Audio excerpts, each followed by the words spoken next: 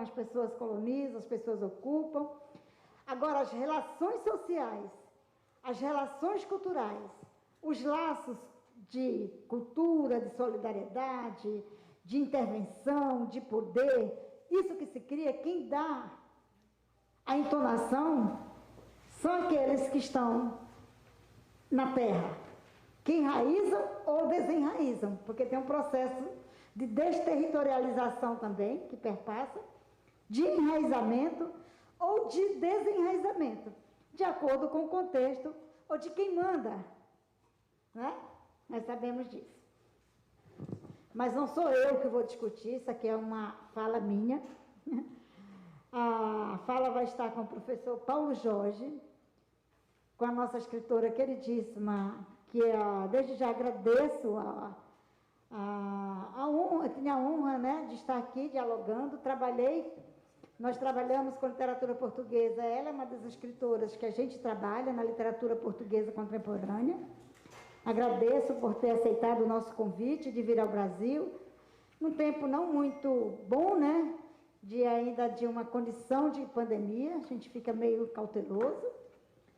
E a professora Tereza Manjate, da qual o professor Paulo Jorge foi que me deu esse presente de apresentar a professora através do e-mail, e possivelmente me receberá para um pós-doc em Moçambique. E ela fez todo esforço para vir, Paulo Jorge, mas foi consulado porque ela apresentou o passaporte dela, ela não percebeu que vencia naquela semana. Aí ela apresentou, até nós passarmos de novo, aí o consulado, tendo em vista, demorou. Foi comprada, inclusive, a passagem, e ela vai postergar para a próxima fixa. Tá bom? Mas estará conosco aqui no telão e será uma grande honra recebê-la. Então, a princípio, eu peço, antes da mesa iniciar, logo uma salva de palmas, para a gente se animar. Cheia de energia. Posso pedir para distribuírem isto à audiência? Um exemplar a cada um.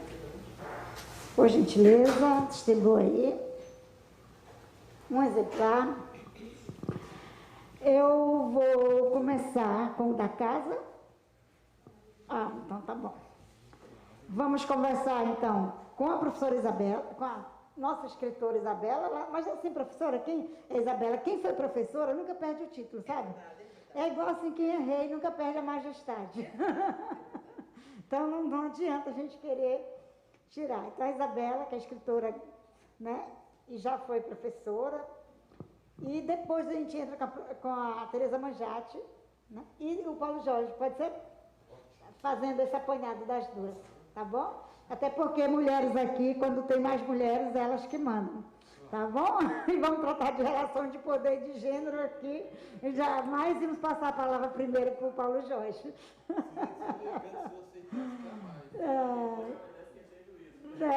Exatamente. Então, com a palavra, Isabela Figueiredo. Estou eu com a palavra? Sim. Então, preciso do microfone. Agora. Muito bom dia, meus amigos, minhas amigas. É uma felicidade enorme para mim estar aqui no estado do Pará, em Altamira. Foi com muito gosto que aceitei o convite da organização e é uma honra para mim terem-me convidado e poder estar aqui a falar convosco sobre literatura, sobre cultura, sobre os nossos mundos que parecem diferentes, mas que são iguais, pertencemos todos à mesma energia humana. Isso para mim é muito importante. Tem sido muito bom para mim estar em Altamira, que é uma cidade... Vocês dizem que é uma cidade grande, não é? Razoável. Para mim, que estive em São Paulo, no Rio de Janeiro, é uma cidade... Pronto, é uma cidade pequena e eu gosto de cidades pequenas porque não me sinto esmagada pelo peso urbano.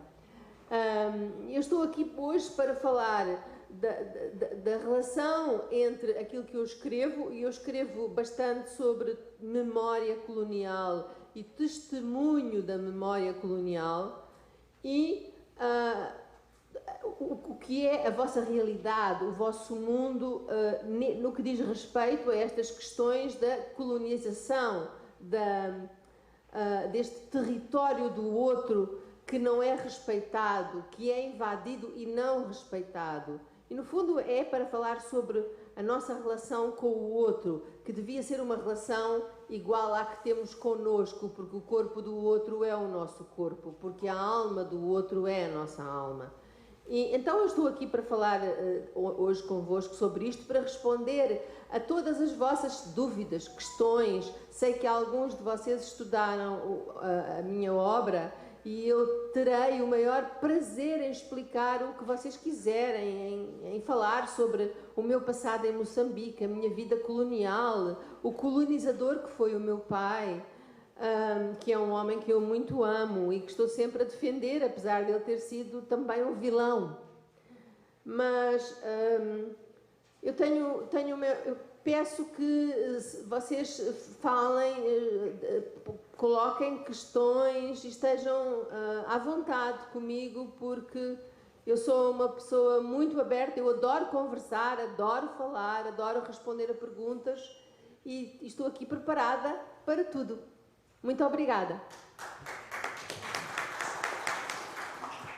Não sei se faz contato com a professora Teresa Manjano. Estou fazendo isso. Mas enquanto... Pode cuidar de alguma coisa, apresentar logo, professor? Então apresento? Sim, se apresente. Então, bom dia a todos, todas presentes. Eu começo por agradecer a oportunidade que me foi dada por estar aqui, por este encontro e poder me expressar. Então, se tivesse que dar um título à minha falação, eu daria o seguinte título: a partir das memórias coloniais, eu diria Memórias Metropolitanas, porque eu estava efetivamente na metrópole. Eu vivi parte da minha vida, dos 2 aos 25 anos, em Portugal, filho de portugueses. Então, memórias metropolitanas de um estrangeiro, porque em Portugal, e mesmo sendo filho de portugueses, eu fui estrangeiro. Entrei com passaporte brasileiro e saí com um outro passaporte brasileiro, entre mundos. Porque os meus pais, antes de eu poder narrar o meu itinerário existencial, ou de alguém fazê-lo por mim, nos primeiros tempos de vida eu não tinha ainda consciência disso, os meus pais decidiram sobre determinantemente o meu itinerário, o início do meu itinerário. E, na verdade, o meu pai e minha mãe, recém-casados, papai mais jovem, 4 anos do que mamãe, papai de 26 anos, mamãe de 30, eles disseram: não dá para ficar aqui. Isso na década de 50. Portugal tinha um regime muito obscuro. Eu fui, uns anos depois, começar a contactar com essa realidade, mesmo que não fosse muito falada, mas questionada por nós, infantos, juvenis, mas sempre disso não se pode falar, é tabu. Mas meus pais tinham a oportunidade de ir para a Austrália, porque tinham parentes, e tinham a possibilidade de vir aqui para o Pará, porque tinham...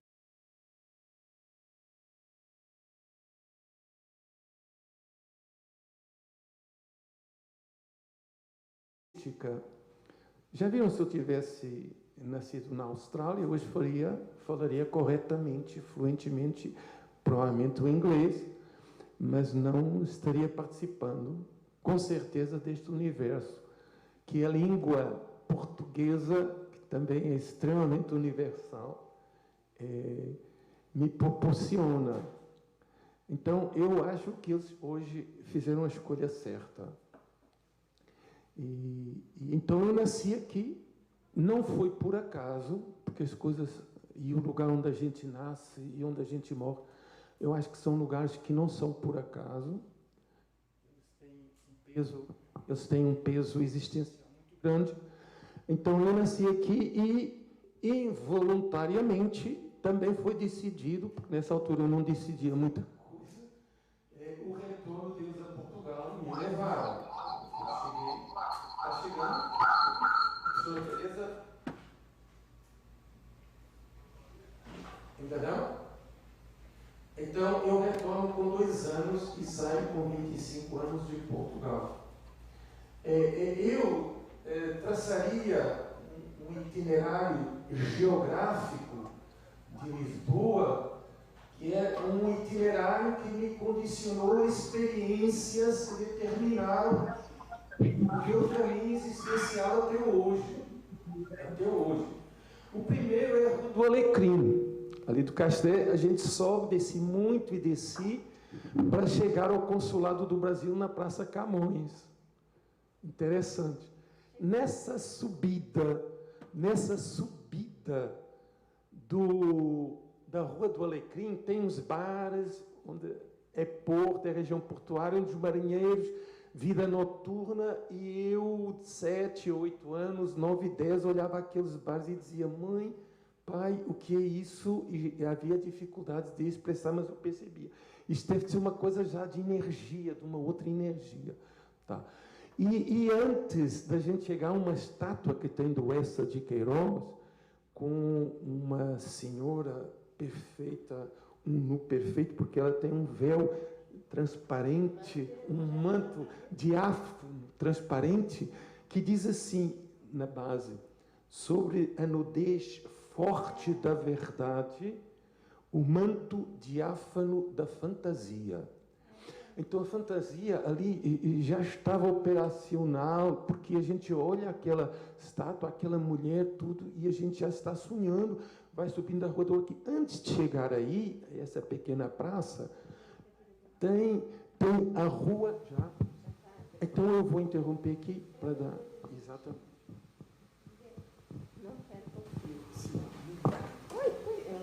Eu sou tão organizada.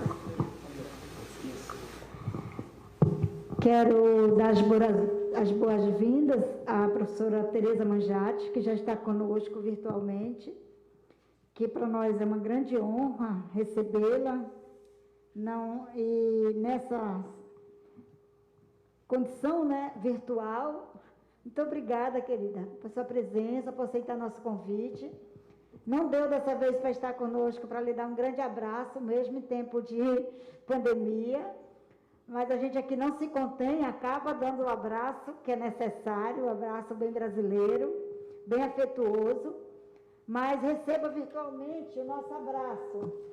Um tá? abraço. E Um vou lhe conceder a palavra para a sua apresentação, um pouco da senhora se apresentar, depois a palavra e posteriormente para a discussão da temática, tá bom? Ok, muito boa tarde. É um prazer estar em Altamira à distância, mas eu tenho a certeza que queria ser muito melhor de perto, não é? Para nos podermos ver, para nos podermos abraçar, mas, enfim, havemos de ter tempos melhores. Eu gostava de saber se me estão a ouvir como deve ser, se me estão a ouvir bem. Pronto, ótimo, gostei do gesto. Perfeito, então eu estava mesmo a dizer que eu trabalho com a literatura, tenho pensado também em questões ligadas à memória, e não só coloniais, mas também dos tempos mais recentes, a partir da literatura, não é? Sou professora de literatura, gosto de literatura, tenho estado a pensar em assuntos como literatura. E eu não tive alguma dificuldade em perceber o que os meus colegas painelistas disseram antes, mas eu preparei um texto que não vou ler todo, evidentemente, vou só apresentar umas partes e tentar dizer como é que eu organizei o meu pensamento para esta sessão. Não sei se é momento apropriado. É momento apropriado? Sim. É? Então, vou começar. Eu estruturei o meu pensamento de duas maneiras. Primeiro, comecei a pensar em questões de memória, depois vi aonde as memórias nos levam, não é? O que é isto de pensar memórias? Todos nós pensamos na nossa vida em particular e como grupo, mas depois apoiei-me na literatura, particularmente em Paulina Chiziane, não só em homenagem porque ela ganhou o Prémio Camões, mas porque é um trabalho que tenho feito, tenho trabalhado muito esta autora, esta escritora moçambicana. E eu começo por dizer que... E por que eu escolhi Paulina Chiziane? Escolhi Paulina Chiziane porque Paulina Chiziane trabalha na sua obra questões de género, relações de poder. Ela trabalha relações rássicas, relações estatutárias dentro das comunidades e da sociedade em geral. E é por isso que fui buscar Paulina Chiziane. Mas eu, muito brevemente, vou dizer o seguinte. Primeiro, dizer que o tema escolhido para esta mesa é muito complexo. Não? É muito complexo. Ainda fica ainda mais difícil quando vamos a relações de género e relações de poder. Né? E que fica um pouco mais complexo. Pensamos estes outros dois elementos, como género, poder, colonização, a coisa fica muito mais complexa, não é?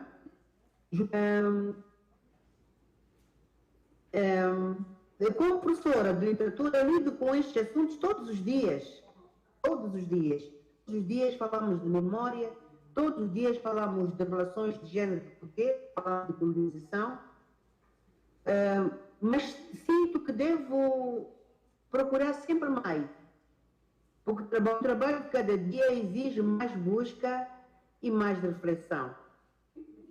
Isto equivale a dizer que os nossos conhecimentos e as nossas performances estão aquém do que se exige como conhecimento a cada aula, a cada obra publicada, a cada conferência ou festival. A nossa busca não pode parar.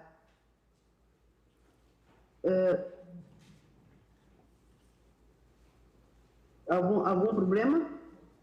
Estou a ouvir, estou a receber-se. Posso continuar? Sim, estava a dizer que a nossa busca não pode parar, temos de continuar a pensar e a pesquisar sobre as memórias, não só coloniais, não é? Nós temos que ter memórias, temos memórias mais recentes, e elas também devem ser visitadas. Mas os nossos países, após a independência, eu diria mais pós-colonial, temos que estudar essas memórias. A literatura moçambicana, escrita antes e depois da independência, inscreve visões múltiplas sobre memórias de um tempo distante. Estou a pensar em Walalapi. Eu sei que o meu amigo Ferreira também leu o Walalapi, nós já conversamos sobre isso. Estou a pensar em Walalapi e nas mulheres do imperador de Ngulane Bakakossa. Ele, como professor de história, ele foge no tempo e vai buscar o Império de Gaza, e nos traz esta memória colonial de várias perspectivas, mas se calhar não importa trazer aqui. Estou a pensar também entre memórias silenciadas, igualmente de Bakakossa, mas de um passado muito mais recente, na cidade de Lourenço Marques, hoje Maputo, no governo de transição, fala do governo de transição, e muitas outras coisas, mas entre o colonial e pós-independência. Este composto de memórias é complexo, sobretudo pelas filosofias que ditavam formas de entendimento do homem e da mulher, e entre estes diferenciando cores de pele, raças, etnias, estatutos sociais. Estamos a falar de poder e de relações humanas, com todas as consequências a nível das mentalidades, como aceitação ou como negação. Quando falamos destas memórias, nós estamos livres de tomar posições a favor ou aceitando ou não aceitando. Que leituras fazer sobre estes ecos da memória ou remanescências de um passado ou marcas de um presente? Nesta teia A memória se associa à história ou à historiografia. Temos as culturas, de forma geral, que se distinguem pelas raízes ligadas ao passado, cultura social, artes, etc. Não nos podemos esquecer das literaturas orais e escritas, que também escrevem e refletem memórias.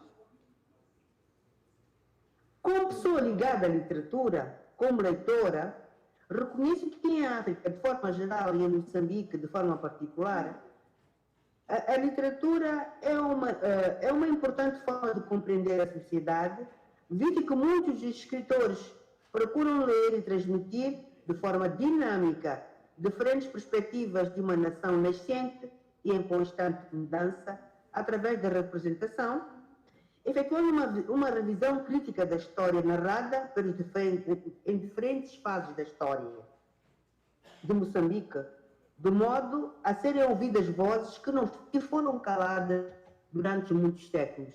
Isto é, através da literatura e através da imprensa, através de reportagens, nós temos acesso a memórias mais atuais ou menos atuais, mas dando sempre vozes dando voz a pessoas que durante muito tempo não tiveram acesso à palavra ou não tiveram acesso a espaços onde pudessem apresentar o seu pensamento. É nesta perspectiva que afirmo que a memória é um conceito com muita força pelas ressonâncias que estabelece ou inscreve. Este conceito, memória, arrasta consigo outros conceitos como imaginário, identidades. Por exemplo, só percebemos o que nos rodeia porque temos memória. Só podemos perceber quem somos porque temos memória. E até quem não somos, igualmente porque temos memória. Poderíamos ainda associar memória a outros conceitos que se alinham e assumem como construto, isto é, como um modelo que se cria e que estabelece paralelo entre o que se observa e uma teorização. Estamos a falar de línguas, linguagens, literaturas, entre outras formas de expressão da vida e das comunidades em sociedade. Eu não sei se posso continuar, se vamos parar e depois fazer uma roda de conversa, mas eu fico ao critério de que a mesa assim decidir.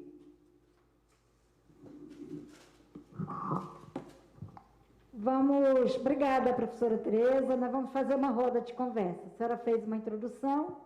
É importante que os que estão à mesa falem e, se possível, nós dialogamos sobre essa temática, tá bom?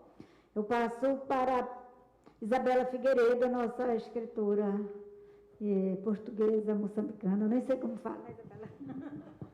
Eu sou uma escritora portuguesa que nasceu em Moçambique, no tempo colonial. Não posso identificar-me. Como disse o Paulo, é muito importante o lugar onde nascemos e o lugar onde morremos. O lugar onde morrerei não sei qual é e agora está longe da minha mente. Mas o lugar onde eu nasci foi Lourenço Marques e foi uma cidade colonial. Era uma África muito europeizada, muito colonial, e isso marcou toda a minha vida e toda a minha experiência e a minha literatura, porque também não existe diferença entre a minha vida e a minha literatura, é tudo a mesma coisa.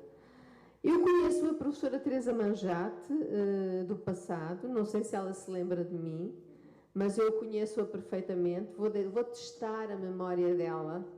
E não lhe vou dizer quem sou, pode ser que ela se recorde.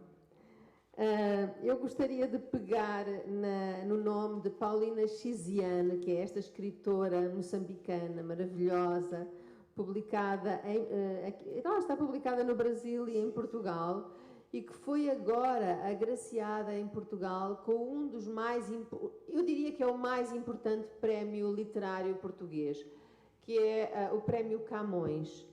que só é atribuído a pessoas que têm realmente muita importância na nossa cultura e no nosso imaginário.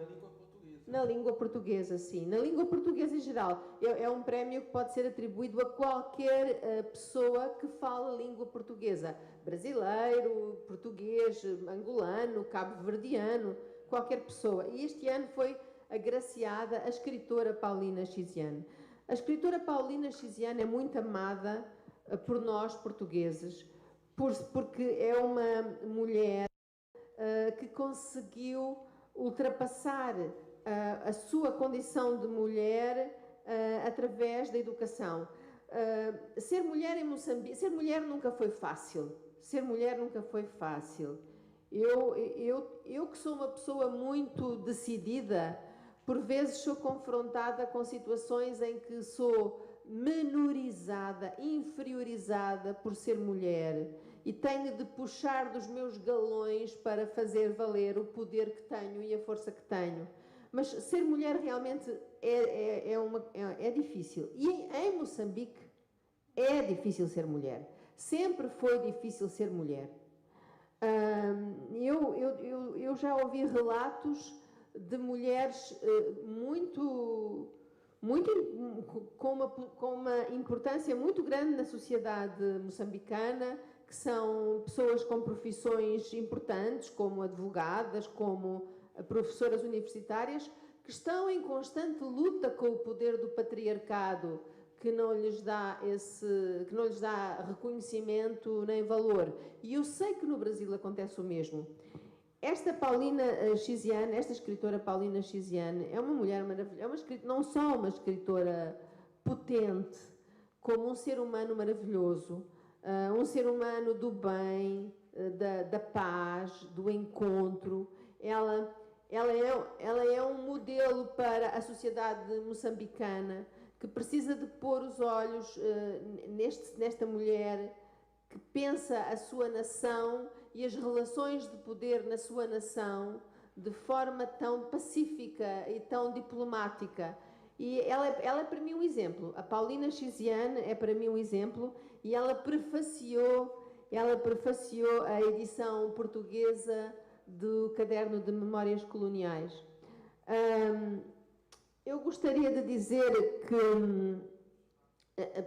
apenas para contextualizar a fala da professora Teresa Manjate, que nós não existimos sem memória. Uma pessoa que acorde um dia sem memória após um acidente é uma pessoa que não tem identidade, que não se conhece. A memória constitui-nos. A memória é aquilo que nós somos. Nós também somos aquilo que vamos fazer no futuro e ainda não sabemos o que é. Mas convém devemos estar a pensar no que queremos para o futuro. Mas nós somos aquilo que fomos no passado, aquilo que nos construiu.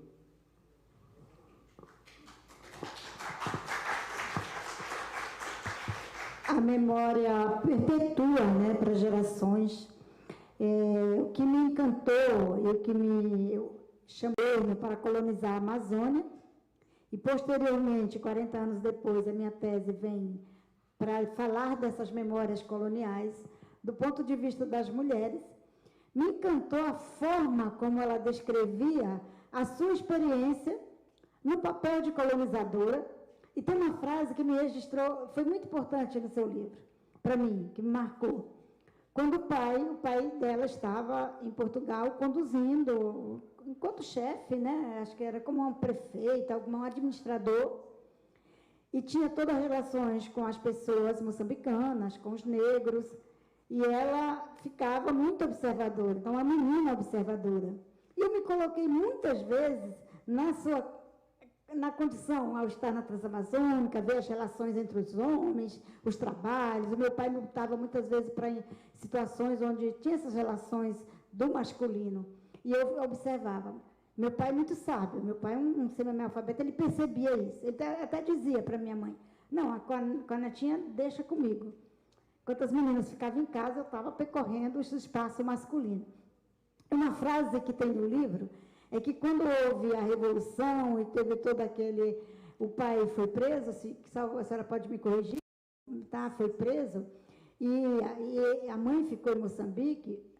Ela foi permitida retornar a Portugal, para a casa dos avós, dos tios e tal. É um livro que vocês precisam ler. E o pai disse para ela, vá lá e conte tudo o que você viu e ouviu. E sentiu. Ela disse, eu vou, mas eu vou contar o que eu vi e ouvi do meu jeito. O que eu senti. Não o olhar de vocês, não a história de vocês, porque no livro ela faz toda essa reflexão, em alguns momentos, em várias situações do contexto, tem o fato real, que tá, e como ela interpreta, o seu olhar sobre o fato. Isso foi muito interessante. Eu já falei desse livro para várias pessoas, e emprestei o livro e perdi. Mas aqui, né, daqui a momento a senhora vai falar como a gente vai conseguir o livro, e já estou curiosa para ler o livro A Gorda. Segundo ela, a gorda não tem nada a ver com aquilo que a gente não deseja, né? Mas é uma continuidade, um pouco mais das memórias coloniais. Portanto, foi uma proposta nesse sentido, professora, de fazer essa interlocução também com essa história da colonização aqui.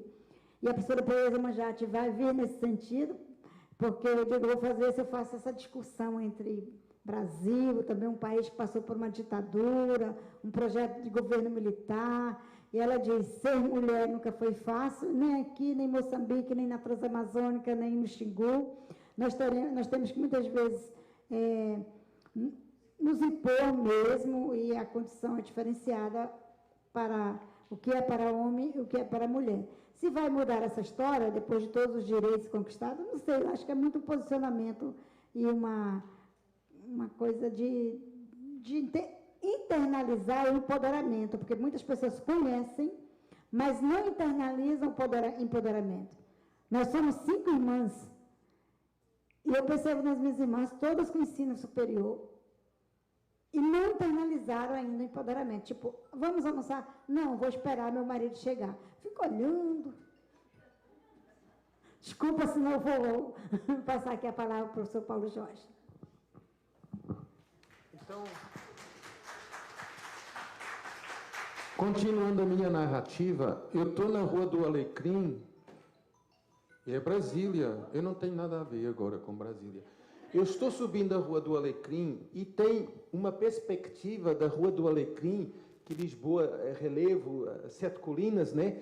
Que a gente vê uma rua que fica para lá, um prédio imenso, e me disseram, olha, eu era criança, 9, 10, 11, e não estava em Colônia, eu estava na metrópole, eu estava no centro do poder. Me disseram, nós vamos ali naquele prédio. Acabamos de subir a Rua do Alecrim, entramos por lá, pegamos a Rua Antônio Maria Cardoso. Aquele prédio é da polícia, é PID, Polícia Política. Eu era uma criança, que é isso, polícia? O que é isso? Mas por que nós vamos na polícia? Não, porque tu és estrangeiro. Tá? Por coincidência, recentemente, o Consulado do Brasil saiu da Praça Camões e foi para esta rua aqui, Rua Antônio Maria Cardoso, onde se encontrava o antigo prédio da PID. E não é por acaso que hoje nós estamos numa situação semelhante à daquela época, obscura. Tá? Obscura. Agora vejam que entre 9 e 11 anos, eu tenho outra experiência na escola. Um pai de um colega meu, o Rui, ainda é vivo hoje, está preso. Polícia, prisão. Polícia política, prisão. Eu não entendo bem porque eu tenho que ir na polícia. E também não entendi bem naquele tempo, que ainda era bem novinho, porque o pai do meu colega de escola estava preso. Matou? Não. Roubou? Não. Então, por que ele está preso? Isto não é assunto para se falar. Acabou aqui, morreu aqui. Isto foi nos deixando muitas pulguinhas na orelha.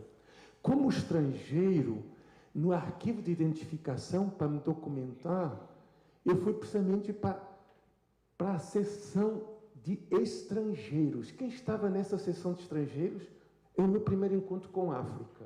O meu primeiro encontro com a África é na metrópole.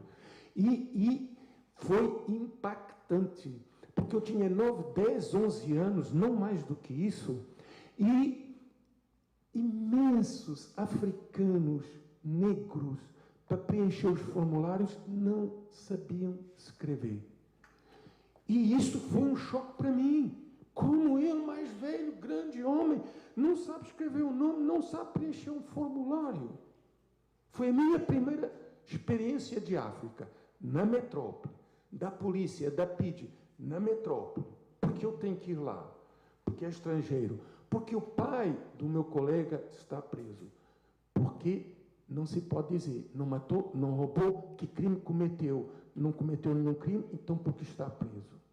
É um regime extremamente obscuro.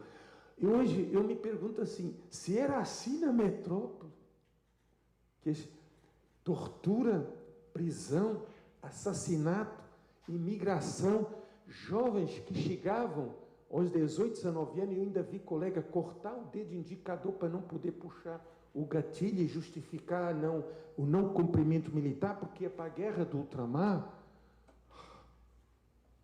Quer dizer, se era assim no ultramar, ia lá carne para canhão, olha, imagino que não era, porque lá na colônia,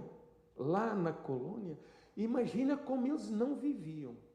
Se era assim, sacrificando a juventude em Portugal, sacrificando o trabalhador e o cidadão português, sacrificando a nacionalidade por uma ideologia, isso é um absurdo. Então, esta é a minha primeira memória que eu tenho da infância, a minha descoberta do continente africano como estrangeiro na metrópole, analfabetismo, um regime obscuro em que não se podia falar, não se podia informar, não se podia dizer ao certo porque se estava preso, qual o motivo da prisão e porque eu, com 9, 10 anos, tenho que ir à polícia, a PID, a polícia política. Eu posso fazer uma pequena contextualização. Eu vou contar-vos uma pequena história para contextualizar esta mesa. Portugal, o Brasil, foi uma colónia portuguesa até há 200 anos atrás. É por isso que se fala português no Brasil. Mas os territórios africanos, como Moçambique, Angola, Cabo Verde, Guiné-Bissau, foram colónias, São Tomé e Príncipe, foram colónias portuguesas até há 45 anos atrás. Portanto, 45 anos é muito pouco tempo em termos de história. Ou seja, estes territórios africanos, este território, Moçambique, onde está agora a professora Teresa, é uma nação, como ela disse muito bem, nascente. Ela está nascendo, ela está agora formando-se, ainda está no início.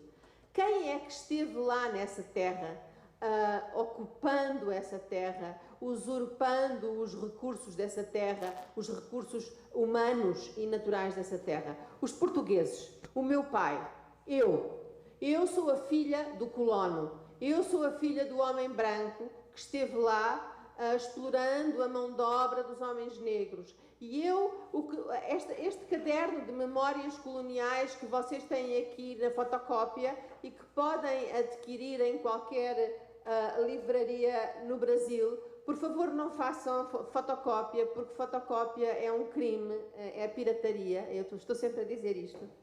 Eu não faço fotocópias de livros, embora me saíssem mais baratos.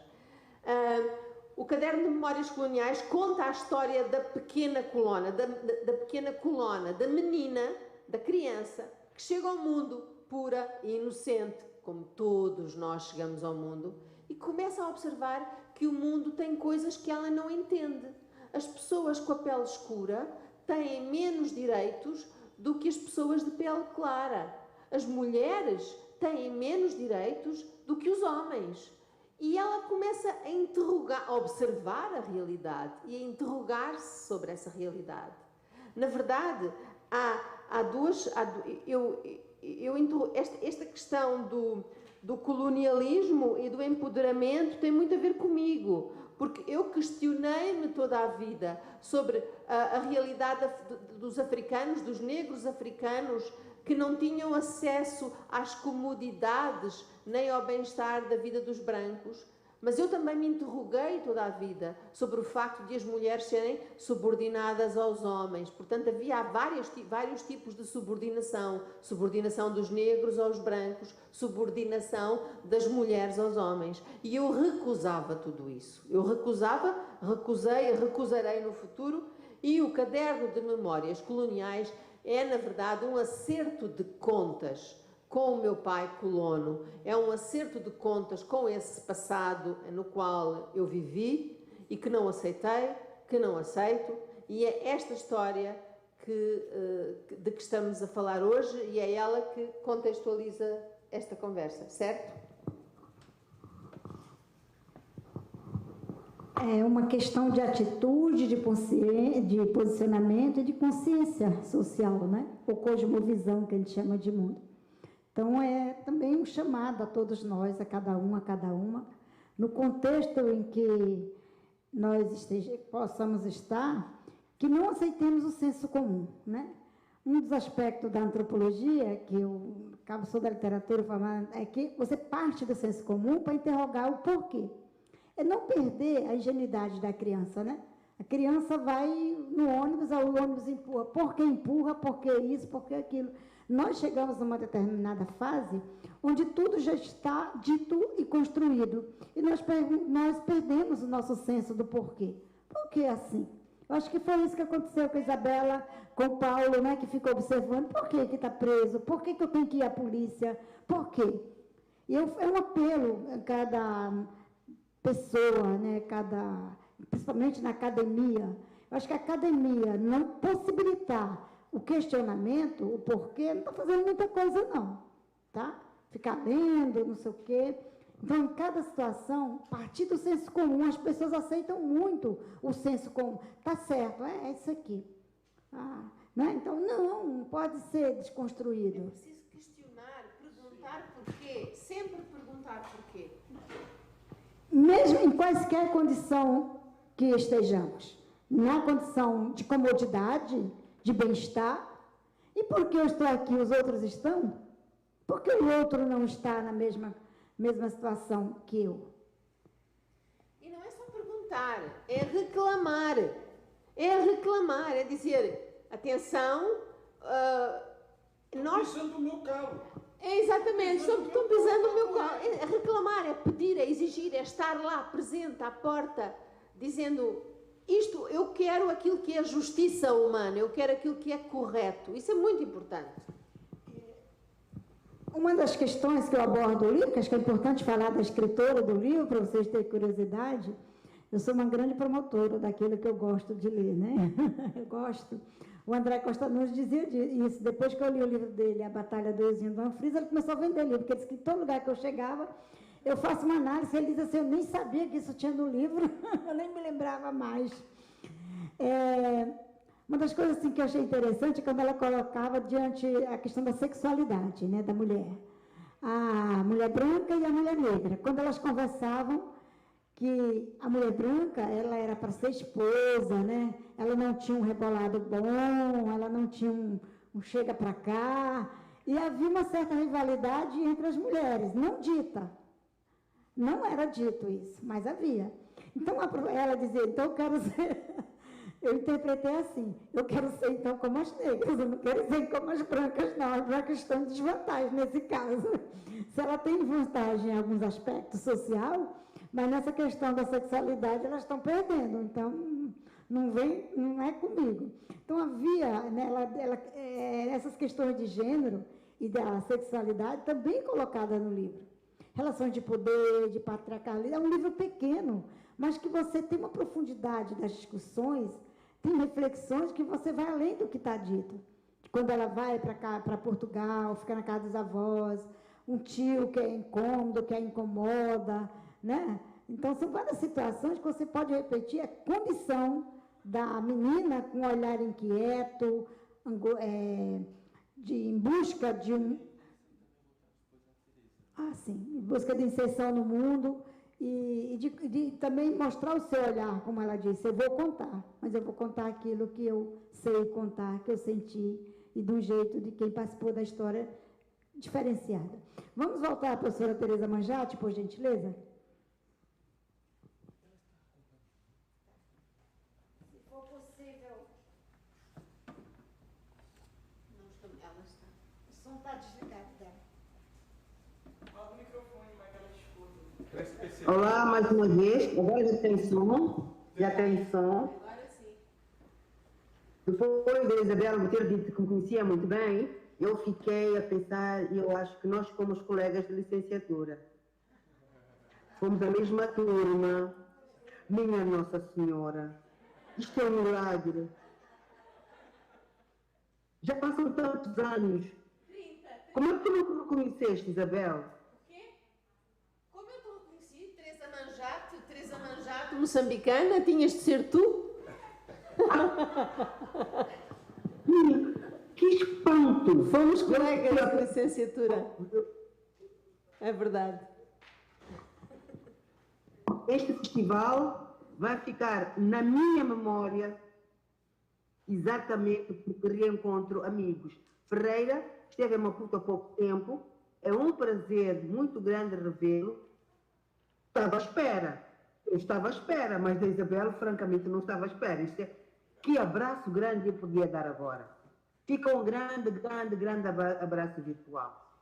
E eu estou aqui a ouvir memórias de pessoas que conscientemente, apesar da condição,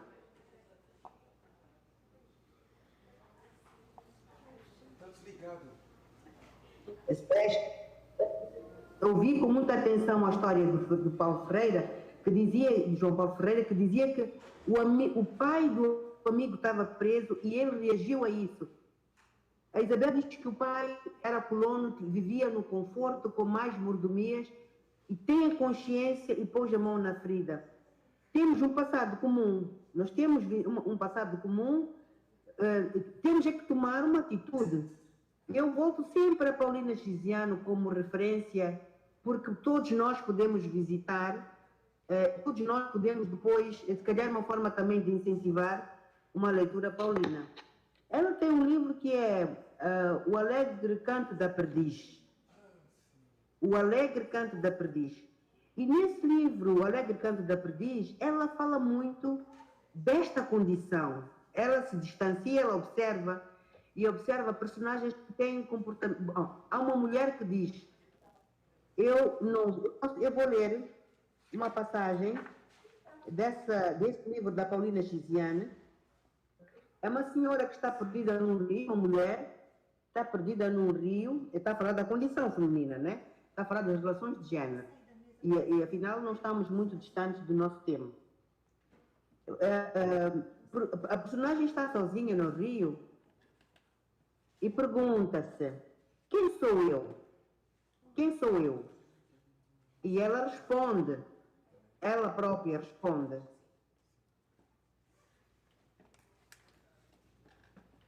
Só avisar, eu vou sair para resolver uma situação, a professora Rafaela assume, fiquem à vontade, tá? Ela responde e diz, eu sou uma estátua de barro no meio da chuva. Eu sou a Maria das Dores, aquela que ninguém vê. Isto é, por um lado, eu estou a notar que há pessoas que têm consciência, observam, apesar de terem uma vida mais confortável, observam, nós estamos do outro lado. A Paulina Chiziane traz um personagem do outro lado, que é ela quem sofre diretamente esta discriminação clássica, esta discriminação estatutária, não é? Não tem estatuto social, ninguém a vê, é negra. Então nós estamos aqui entre dois mundos, aquele que sente na pele, que é o meu caso, é o nosso caso de pessoas que vivem em África, e tem uma dupla condição. São memórias de um tempo colonial, são memórias também de uma mulher que sofre a questão do género. Ela se sente diminuta por causa de ser mulher e por causa de ser negra. Então são dois universos, mas que fazem a ponte, o olhar, a consciência, faz a ponte entre um ponto e outro. Então, nós estamos aqui a fazer uma ponte entre dois universos distantes, mas que se pretendem harmonizados. Esta é a minha opinião e fica aqui. Se quiserem fazer perguntas.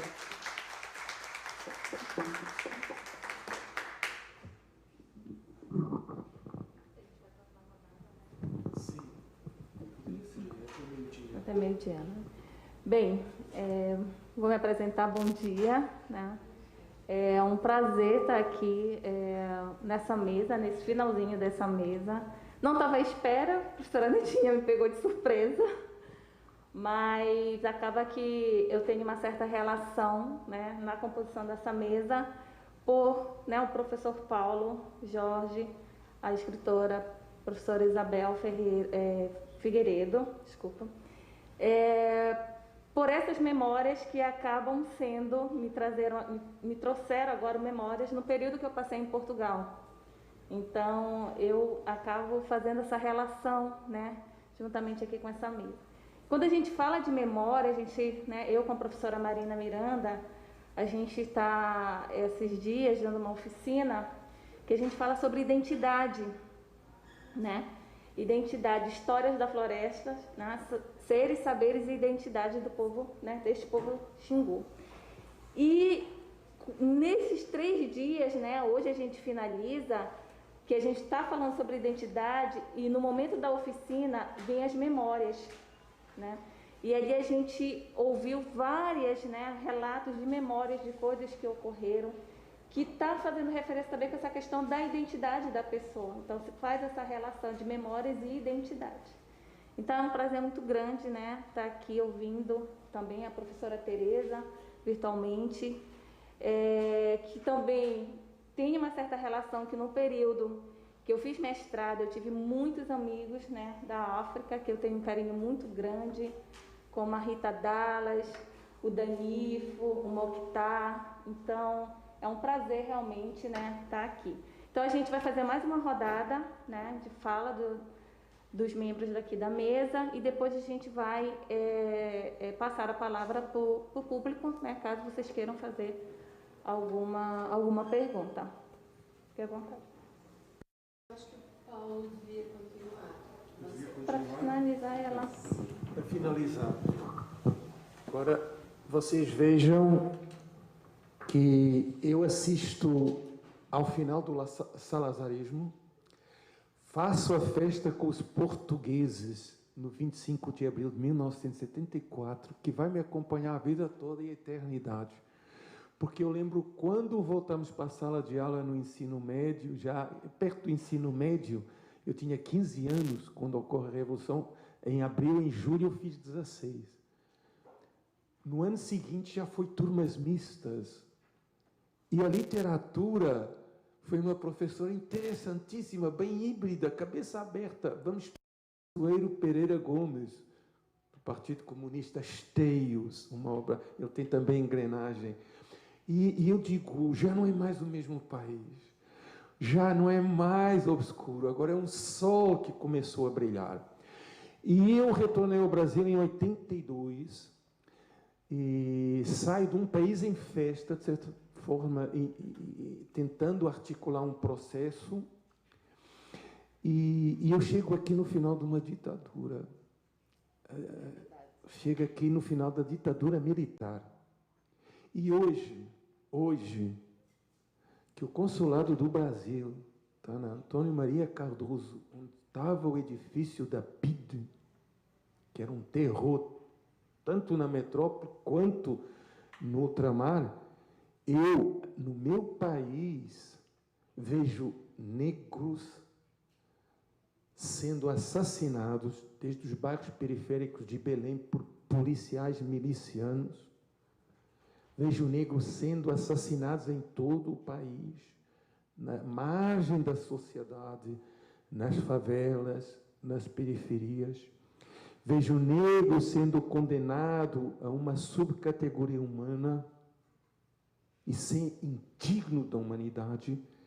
Vejo indígenas, guardiões da floresta, preservam a floresta, um dos povos que vive mais adequadamente com o seu meio, queimando, devastando a propriedade, querendo anexar os seus territórios, matando as lideranças. As mulheres, o Brasil acho que é o 4º ou 5º país do mundo, como o México também, no norte do México, matavam mulheres, foi um enigma para resolver, que se tornou famoso no mundo todo. Hoje, mulheres ou corpos femininos ou corpos feminizados também são discriminados. E eu não esperava, no final, entrando na reta final da minha vida, me confrontando novamente com um sistema de mentira, do obscuro, de lesão dos direitos humanos, dos direitos trabalhistas, voltar de novo a fome ao Brasil, como nos velhos tempos, o desemprego crescente, regredindo. Daqui a pouco vamos andar a pé porque não temos nem para gasolina, estamos usando já a lenha porque não temos dinheiro para comprar o botijão, e agora estão discutindo as PECs para crianças menores trabalharem, como o capitalismo do século XIX. Crianças trabalhavam nas minas 16 horas, ou a escravidão. Os pais podem autorizar as crianças de 9, 10, 11 anos. Quando eu estava no regime obscuro, começando a descobrir que tinha ponte, agora abertamente, para minha consciência, os pais podem autorizar as crianças a trabalho. E a trabalho insalubre. Não vão para a escola, não precisa. Pobre não precisa ir para a escola. O ministro da Educação diz: a universidade não é para pobre. Jacaré. Agora você pega a segunda, pega a AIDS, e ainda vem um Moro, depois de deixar o país como deixou, tentar se propor como um candidato à presidência, e a gente parece que isso é natural. Eu fico por aqui, gente.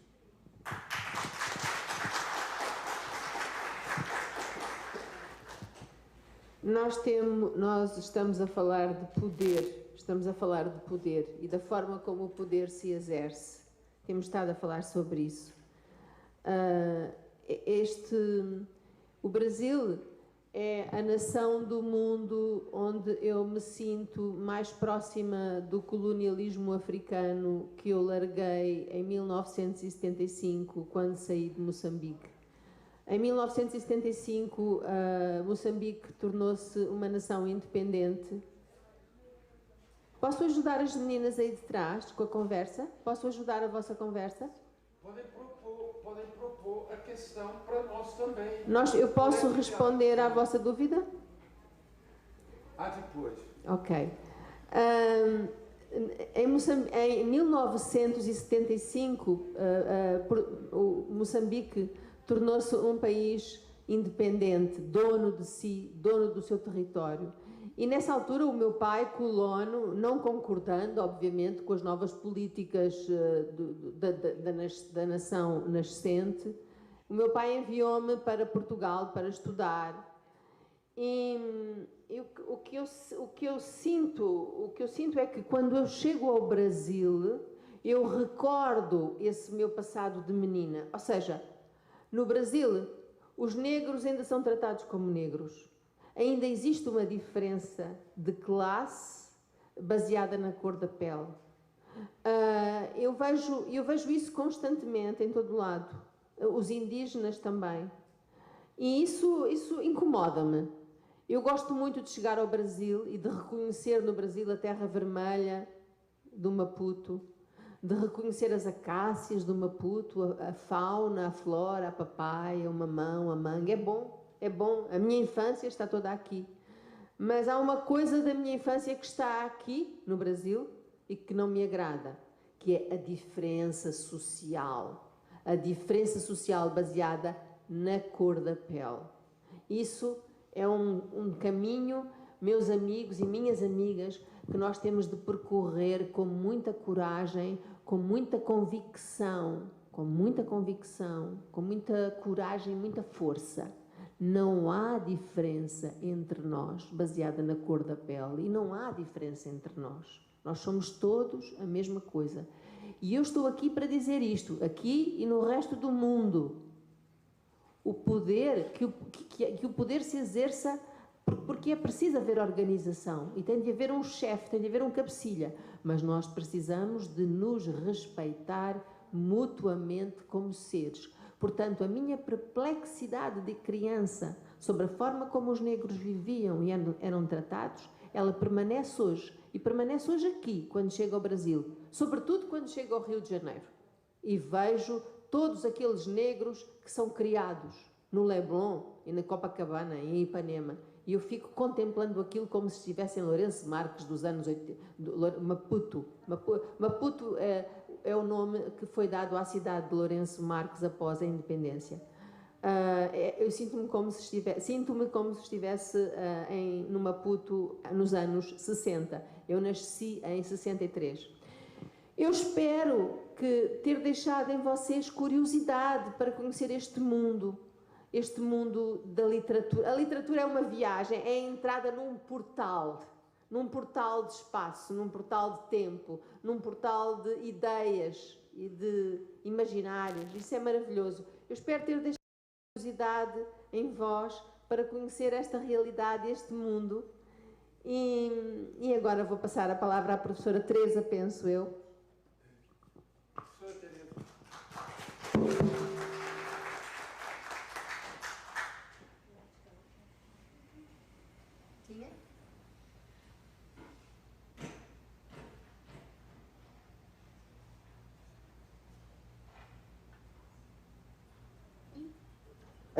Eu sou sonhadora, não é? Sou sonhadora, aquela pessoa que fica a olhar e começa a sonhar. Se calhar nós devíamos fazer um encontro dos nossos reencontros, e pensar fazer umas pequenas narrativas autobiográficas, e nós fazermos este encontro de olhares, este cruzamento de olhares, seria uma coisa simplesmente fantástica. A Isabel nasceu em Moçambique, passou por Brasil, viveu em Portugal, tem um olhar de uma trajetória riquíssima. Olha, o Ferreira também nasceu, teve contato com Portugal, mas sempre com este olhar muito rico. Temos esta mesa tão rica, com experiências e convivências tão vívidas, tão boas para transmitir, que eu acho que faríamos era um contributo, seria um livro de memórias, e faríamos jus ao título da mesa em que estamos a trabalhar. Esta é a minha proposta, é um sonho, não sei se algum dia passará a plano, mas eu gostava de sentir acarinhar esta ideia, sentir acarinhar desta ideia, para além de fazermos reflexão, nós íamos transmitir uma experiência. Eu vou transmitir a minha. Eu cresci num lugar, em Nampula, nasci e cresci em Nampula, e fazia a transição entre Iapala, que era uma terra muito pequena, onde não havia escola. Havia muitas crianças, mas não havia escolas, e então eu tinha que ir para a cidade de Nampula, porque tinha essa possibilidade. Meu pai, negro, lutador, conseguia pôr-nos numa escola primária e secundária em Nampula. Agora imaginem, quando eu voltava de férias, e olhava para aqueles meninos com quem eu brincava todos os dias, e sabia que eles não podiam ir à escola. E eu falava da escola e mostrava os meus livros, mostrava os meus lápis de cor, mostrava quando os tinha, porque nem sempre tinha, mostrava o que nós fazíamos, e era um mundo tão perto e tão longe. Não é? Parece o título exatamente dos relatos que vamos fazer. Tão perto fisicamente, mas tão longe em termos de realidade. Tenho esta experiência. Pertence ao passado? Não pertence ao passado. Tem ecos. Todas estas vivências têm. É verdade que nos meus manuais, como Paulina, nos manuais de ensino primário e secundário, nós tínhamos sempre a figura do colonizador com chapéu de cipai, eu trouxe chapéu de safari, não é? Fato de caqui, com uma espada na mão, ou com uma arma na mão, ou no cavalo, e depois tínhamos a figura do negro com saiote, ou nu, ou acorrentado. É violento. É verdade que não encontramos isso nos nossos manuais. Há uma preocupação de mudar esta mentalidade, de inscrever novas maneiras de ver e novas sensações. Será que passou totalmente? Eu não sei. É verdade que os manuais, a educação, têm esta preocupação em fazer mudanças, em criar mudanças de comportamento, de mentalidade, mas, na verdade, nós, nas sociedades africanas, muito em particular, estou agora a falar de Moçambique, que eu conheço bem, esta visão muito cheia de violência, muito repartida, muito pigmentada, tem ecos. Eu vou a restaurantes hoje, onde não vejo pessoas negras. Eu vou ao cinema, onde não vejo pessoas negras. Eu vou a supermercados, onde eu sou uma espécie rara. Não? Há avenidas por onde eu passo, e ainda me sinto... E está cada vez pior. Não tende a melhorar. Apesar de haver um trabalho a nível das mentalidades, a nível da educação, a nível econômico a coisa é outra. Nós temos estas diferenciações, esta estratificação segmentada, importada, mas a verdade é que nós ainda vemos estes cenários e importa saber, algum dia passará? É a pergunta que eu deixo no ar. Posso dizer uma coisa? Teresa, o destino não nos juntou agora aqui por acaso. Nós temos de voltar a falar, as duas, nós temos de manter contacto e temos de fazer trabalho no futuro juntas, em workshop, em oficina. Eu espero muito por isso, porque tudo o que tu disseste agora, veio aqui bater forte, bateu forte, é mesmo verdade. E isso temos de trabalhar juntas, ok? Temos que trabalhar juntas, Ferreira, temos que trabalhar juntos. Nós temos que tirar vantagem do destino, ou do acaso, ou deste encontro providencial. Eu não sei o que é, mas nós temos, por alguma razão nos juntamos, por alguma razão estamos na mesma mesa, infelizmente eu virtualmente, mas temos que fazer alguma coisa concreta a partir daqui. Teresa, a próxima Flix, nós vamos contar com a sua presença. E Deus é grande, vai permitir isso e vamos estar todos juntos e vamos então pôr em prática isso que estamos começando a sonhar aqui. Mas eu tenho uma curiosidade também. Eu vi da Luz uma entrevista com a Cisiane sobre o Prêmio de Camões. Eu li um artigo que você participou na mesa, na banca de jurados. Sim, participei. Sim. Com muita honra participei. E a Pauline Giziane estava falando que, então, uma amiga me ligou, uma chamada telefônica surpreendente, porque eu estava aqui preparando os meus legumes e tal, e ela me disse, olha, Pauline, parece que o Prêmio Camões vai para ti, vai chegar em tuas mãos. Eu não estava nem lembrando, já estraguei o meu almoço, e eu fiquei curioso. Será que foi a Teresa Monjate que ligou para ela e comunicou? Quem seria a pessoa que ela estaria se referindo? Não foi você? Não. Tá bom. Não, nós não podemos, há normas, não é? E foi nós comunicamos quem era o vencedor, e foi o Ministério da Cultura, foi o Ministério dos Negócios Estrangeiros, o Ministério da Cultura de Portugal e do Brasil, que depois fizeram uma comunicação oficial, mas eu fiz parte do júri. Muito bem. Estava lá Parabéns. também a doutora Ana Maria Martinho, o Cabecinhas do Brasil, éramos cinco, o Tony Checa da Guiné-Bissau, e mais quem?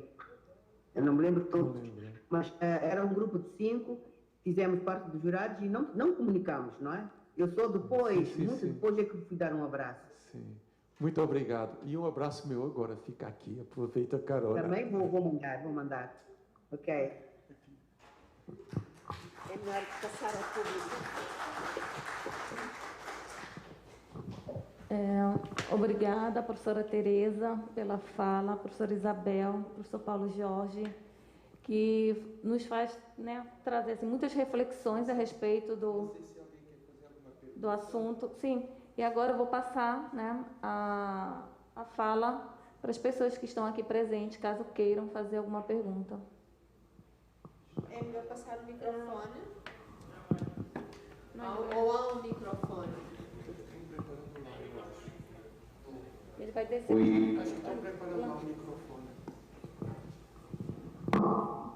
Obrigada. Bom dia.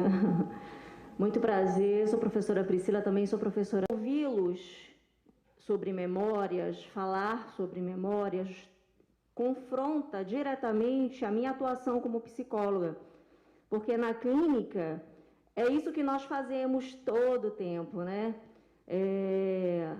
Ouvimos os nossos clientes, pacientes, seja como for, né?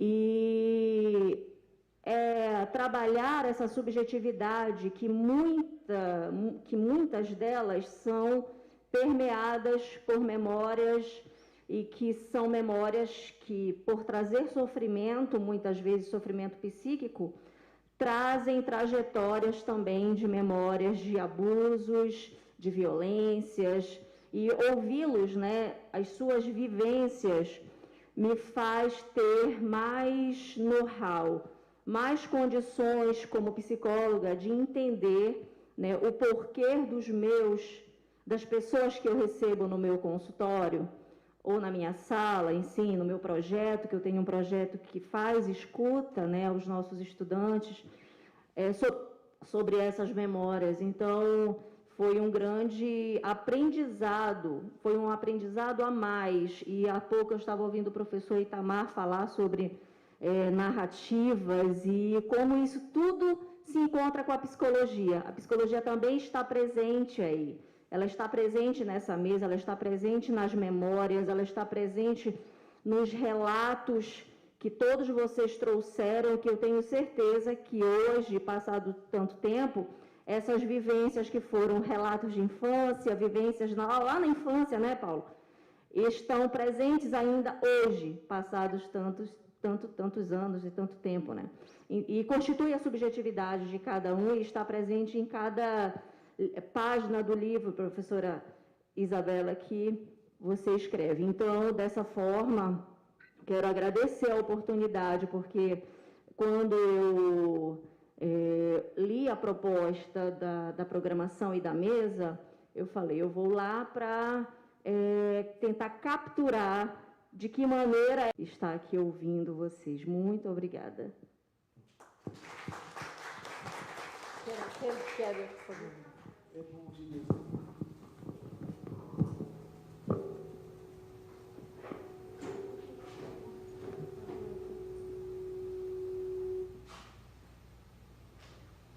Bom, inicialmente eu queria dizer que eu sou a professora Kaline Nunes, do Modular Indígena, trabalho com as escolas de Urunas.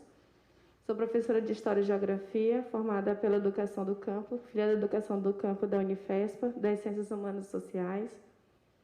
E eu estou apaixonada, né, pela composição da mesa e pela forma que vocês trouxeram a literatura, né, das memórias coloniais, enfatizando a questão do gênero.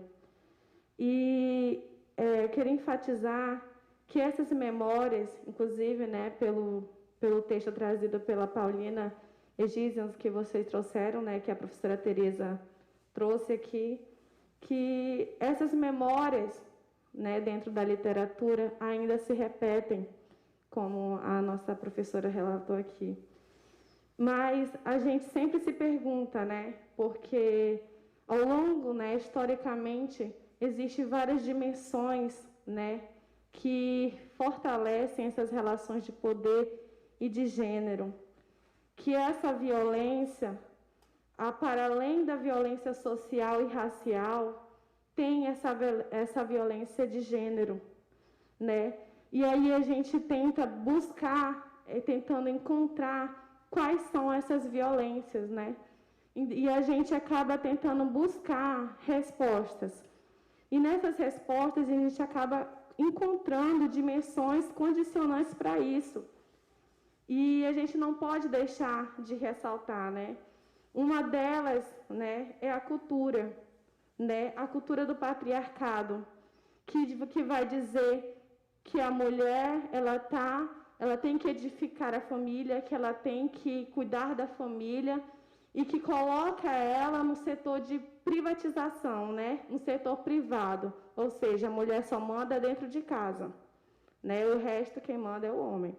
Essa ideia de que a mulher tem que cuidar dos filhos, da educação familiar, e aí acaba determinando o espaço onde a mulher tem domínio, e não é um domínio completo, né? Que a gente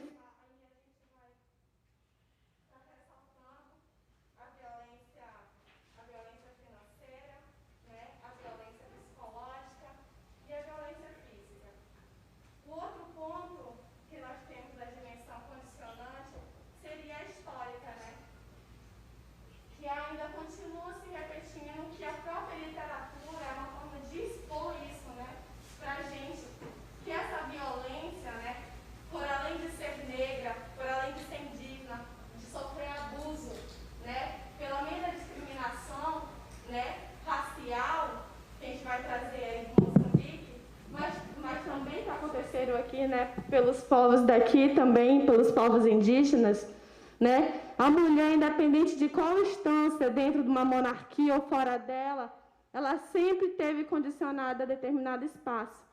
Qual é o papel da mulher, historicamente? E que isso ainda vem se perpetuando, vem se repetindo, né, em diversos espaços. O outro, né, que eu vou trazer, né, para a gente poder instigar isso, a gente trazer essa reflexão, seria a dimensão religiosa, que eu cheguei uma vez a discutir com meu amigo, né, sobre a questão da mulher em diversas sociedades, né, até hoje. E eu disse para ele que nunca houve uma sociedade, né, uma sociedade que não foi patriarcal, que deixou de ser patriarcal, né, que foi feminista, que houve igualdade entre homens e mulheres. E essa é um fator muito determinante quando a gente vai falar de memória colonial. Por quê? Porque a gente sabe que houve esse poder da cruz e da espada. Ou você tornava um ser de utilidade, que geralmente eram os homens, ou você se tornava um ser descartável. E as mulheres e as crianças se inseriam nesse espaço.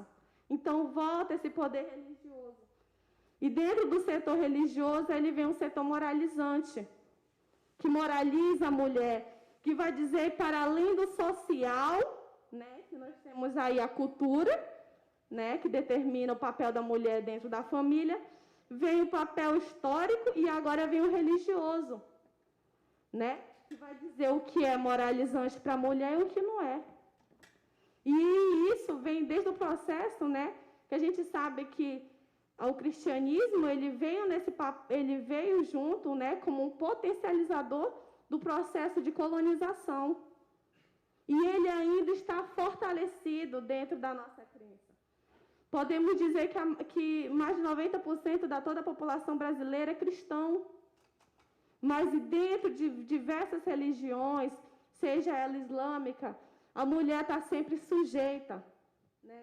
E aí a gente vem ser sobrecarregada e se coloca em sexo frágil, se a gente for utilizar os gêneros, nessas relações de poder. E aí eu queria enfatizar isso, né? Qual é o nosso papel enquanto mulher?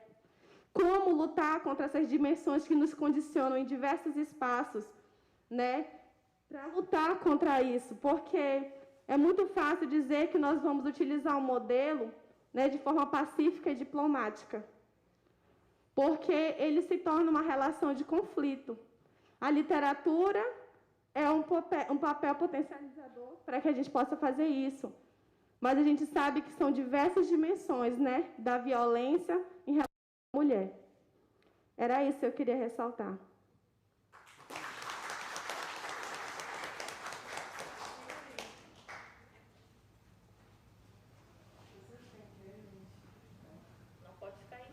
Bom dia, me chamo Dionia Juruna, eu sou aqui do povo Juruna, da aldeia Boa Vista, e uma coisa assim que me chamou muita atenção, e é uma coisa que eu sempre tento buscar para trabalhar, que eu também sou professora, e trabalho com o povo Arara, da Volta Grande do Xingu, né, atualmente, da questão da infância.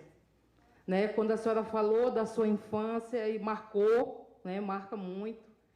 e o professor Paulo também falou, e eu acabei aqui me emocionando, eu estou até agora aqui aguentando calado, porque quando o senhor falou da questão da besta-fera que está no poder aí, e que a gente está tendo um retrocesso, infelizmente vamos ter que lutar de novo, e como é que a gente explica isso, como é que a gente fala isso, né? Para as crianças, elas estão o tempo todo acompanhando a nossa fala, que as crianças estão o tempo todo do lado da gente, dos adultos, ouvindo.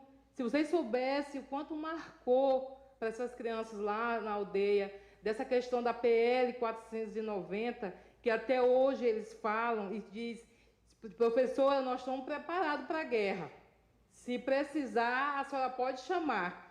Falei, gente do céu, e como é que essas crianças estão recebendo essas notícias, né? E aí eu fiquei aqui indignada.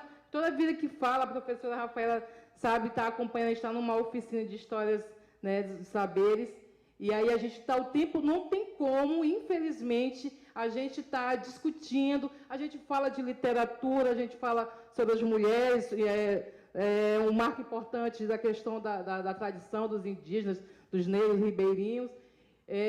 A gente não romantiza, porque a gente acaba terminando o nosso discurso com essa luta que a gente está tendo, infelizmente, do retrocesso aqui no nosso país, né, que está refletindo aí na memória de todo mundo. Eu nasci em 84, já foi no fim da ditadura, e o meu pai ele é comunista, então eu já venho dessa história da questão do trabalho infantil, que eu trabalhei quando eu era criança, porque eu morava aqui em Altamira, e trabalhei quando eu era criança, e meu pai tirou nós da rua quando começou aquela questão do imaculado, né? Das crianças, meu pai já tirou a gente da rua. E aí a gente, com as lutas, né, a gente conseguiu vencer. E está voltando tudo de novo, dá um cansaço, né? E ao mesmo tempo, uma indignação. E eu fico com ódio, eu fico me segurando para não chorar, de raiva, porque esse cabra só pode ser louco, né? Obrigado, gente. Foi um desabafo. E outra coisa, e o pior de tudo, é de saber que tem indígenas apoiando a bandalheira desse cabra. É de indignar. Dá um tapa. Ai, meu Deus, tem que voltar a passar. Fogo cetina.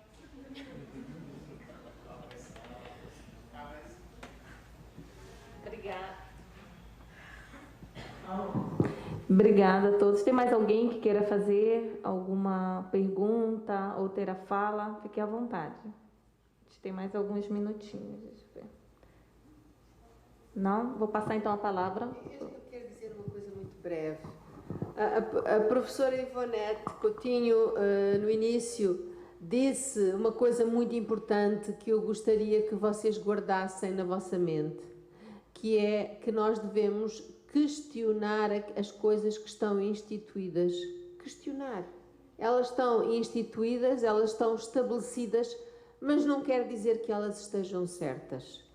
Se nós não questionarmos, não reclamarmos, não falarmos, não pedirmos, não exigirmos, não há mudança. Nunca existirá mudança.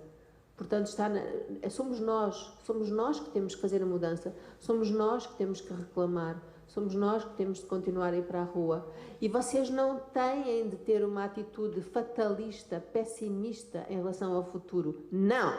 As coisas vão mudar. As coisas vão mudar. Elas vão ser melhor. E é este trabalho de procurar o melhor, de procurar o futuro, de procurar o bem, de procurar o bom, de procurar a justiça que a vai trazer para nós. Entendem o que eu estou dizendo? É muito importante procurar e não acreditar naquilo que é estabelecido e instituído. Perguntar porquê que é assim e porquê que não é de outra maneira. Eu estou a ver, eu tenho outra ideia. E era isto que eu queria enfatizar, esta ideia de que não devemos acreditar no estabelecido, devemos ter sempre dúvida, perguntar porquê, exigir resposta e no fundo, proporcionar mudança, porque se não agirmos, não há mudança, e se não houver mudança, estamos ainda no Paleolítico, ficamos no Paleolítico, não acontece nada. Portanto, nós estamos em movimento, Tenha esperança, tenha força, o seu nome, desculpe, não me lembro. Diónia. Tenha esperança, força e coragem, você tem, porque coisas melhores estão para acontecer e elas vão acontecer. Agradecer então a paciência de vocês, o compartilhamento, que Deus abençoe todos nós, nos conceda força para continuar a caminhar e resistir, e esta palavra que a Isabela falou agora, e também espírito e sabedoria para transformar, porque só resistir, e também espírito e sabedoria para a gente transformar a realidade. Assim seja. Obrigado.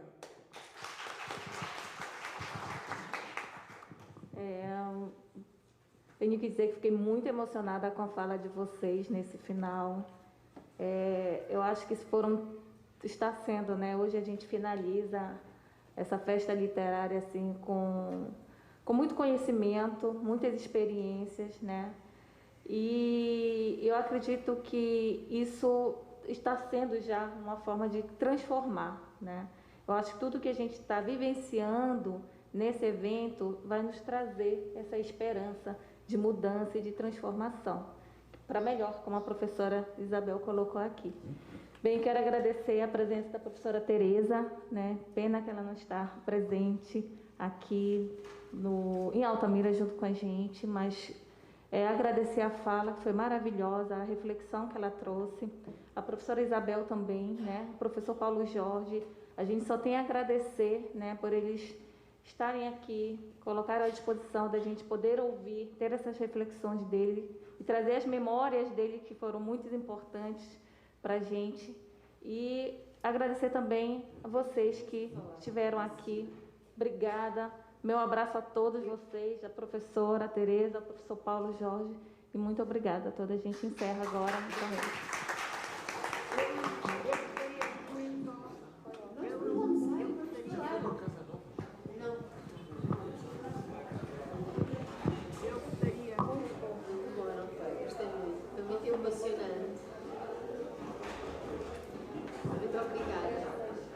obrigada.